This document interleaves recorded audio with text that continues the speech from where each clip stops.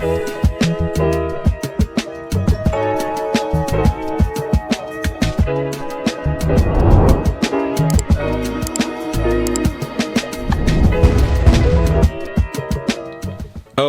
everyone, welcome to another episode of On the Wrist from Off the Cuff. To have a really cool comparison for you guys between Panerai and Fears. But in terms of the type of watch, I'd consider these everyday adventure watches. Some key characteristics in design when you're looking for something within this space. Of course, you're going to want something that's sporty, legible, and tough. And these are two very different brands, but somehow they kind of converge on a very similar design aesthetic. So the Panerai, a little bit about this brand. It was founded back in 1860 out of Florence, Italy, and they're best known for their iconic and robust historical military dive watches. While Fears was founded in 1846 out of Bristol, England, and it is a heritage revival brand relaunched by the great grandson of the original founder, Edwin Fear. We have the Luminor Marina Quaranta. I'm probably not going to, but it's the PAM1371 here next to the Brunswick 40, and it's the Toppers Edition Series 2, which features their white out dial on signal orange strap. And I think these two are amazing watches. They both measure in at 40 millimeters, and they're actually both available through our friends over at Belmont Watches at two different price points. So the Panerai you can actually get for $6,500 pre-owned. They normally go for $7,800 brand new. And in terms of the Fears, you can actually get this one for $4,750 pre-owned. These actually all sold out because they are a very small run of 25 in terms of their limited edition count. So there's only 25 of these ever made, and they were originally MSRPing for about $3,900, so they've already gone up in value. So with all that said, let's go ahead, zoom the camera out, get these pieces in hand, and take a closer look. Okay, guys, another huge shout out to Belmont Watches for lending these pieces in. We'll go ahead and start with this beautiful Panerai. Check it out. Now, of course, these are really well known for having black dials, often with really nice, blued accents and whatnot. Also having a lot of faux patina, which isn't for everyone. So it is really nice to see something like this. Let me give it a quick little wipe here, which actually breaks from a lot of their traditions, even in terms of the sizing, guys, at 40 millimeters. So 40 millimeters in diameter, 12.5 millimeters thick, and 48.7 millimeters lug to lug. 316L stainless steel, guys, double dome sapphire, so even at very harsh angles you're still going to have a nice amount of clarity without any distortion. So very nice. You have their signature push-pull locking crown here. As long as this is up, you won't be able to pull that out. And in typical Panerai style, very controversial in terms of this movement. The P9000 is non-hacking, so they used to hack, doesn't hack anymore, and from what I understand, they may have brought back hacking at some point. This is a non-hacking example. It has a 72-hour power reserve, beats at 4 hertz though, so nice extended power reserve. It's a little bit of a shame that it doesn't hack, but when you look at the design of this piece, it doesn't even have this full 60-minute increments, right, or even 60-second increments. So this obviously, in terms of its use case and its mission, it definitely isn't something that's going to be about absolute precision, which I think is fair. This is just a big beefy watch, and man, it looks good. With this white dial, especially on this really cool green strap that actually has a push button toolless release system, which is pretty cool. You just got to get it at an angle, and you come up, you come down, and then it kind of locks itself back in. These are actually screwed in terms of the there you can see there on the lugs. So very clean, very, very versatile, very handsome. And again, it's something that's just a little bit different than your typical Panerai. And I dig that, especially in terms of the size, guys, here. This is very, very clean. The green and white dial, it just adds a really fresh pop that I think really feels just quite a bit more contemporary than we're used to seeing from the brand. Now, when we get to the fears here, a lot of people don't necessarily know all about fears. Some people see this brand and they think, oh, that's just one of those cool new micro brands, but you would be sorely mistaken, because again, guys, this brand has been around for a very long time. They have a lot of longevity. Of course, they did go away. They are a revival brand, but the cool thing is that they were relaunched again by the great grandson of the original founder, Edwin Fear. So there's something that's very cool about that. This particular special edition is actually inspired by a winter scene in NorCal, with this really cool textured and lacquered dial with these beautiful orange accents. You guys can see the texture on here. It's actually meant to simulate snow, like freshly fallen snow. So it definitely has a very cool texture. Not quite a typical grainy texture like you might find, not quite a glossy. It definitely does give you kind of that snowfall effect. And the funny thing is, with that orange seconds hand, it almost gives you kind of a snowman with a carrot kind of nose type of thing. So very cool, but very similar in terms of its cushion case layout at 40 millimeters, 12 millimeters thick, so just a little bit thinner, and then 46.2 millimeters lug to lug, so just a little bit shorter lug to lug. Nicely signed. Actually offers a traditional screw down crown, and then again, just limited number of 25, which is very cool. And it comes on this really nice strap. Actually, the whole package is very nice. Definitely check the site links down in the description if you guys want to learn more about the package that this comes in, because it is actually pretty impressive, and it definitely feels quite impressive and expensive.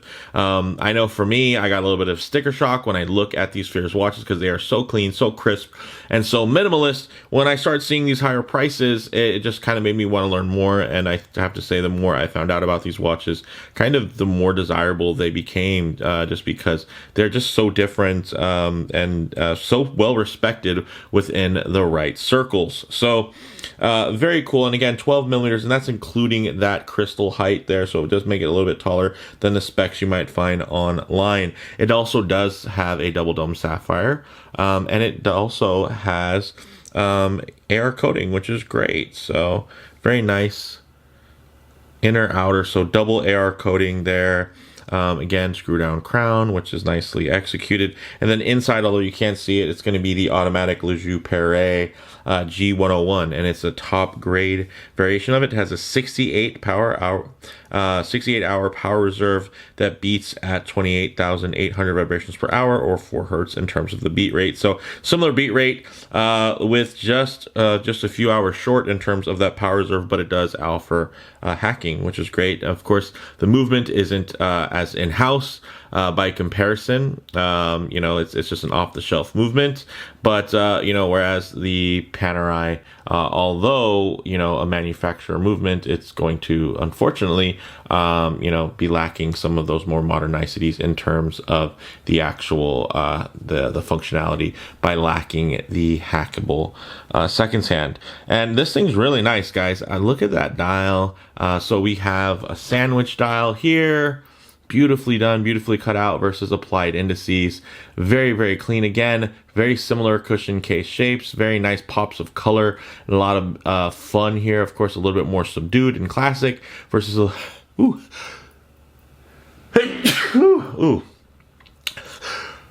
Okay. Ooh. All right. Oh, there's normally a second one that comes, but I'm gonna power through. I think these look really great, and when I saw them listed, I thankfully was able to hit up the team over at Belmont to see if I could get my hands on, just to get these side by side, because I do think that folks could possibly want to cross shop these. I think maybe there's a lot of people that maybe don't know about this smaller, more manageable Panerai, and at on the same side of that coin, they might not know the details of what makes this particular Fears Brunswick 40 so very special. So these are pretty cool, but let's actually get them on the wrist and see how they wear. Okay, guys, as you can see on my 7.5-inch wrist, this wears beautifully. Of course, it does have a wider lug width there at 22 millimeters, but for a Panerai, that's actually pretty darn manageable. And I think in terms of the case proportions, it keeps in with that Panerai tradition in terms of being quite low slung and hugging the wrist and having just a nice organic flow with that beautiful classic cushion case shape. Of course, if I do get my wrist a bit too close to the camera lens here, you're going to have a bit of perspective distortion and the watch is going to appear much larger than it actually is.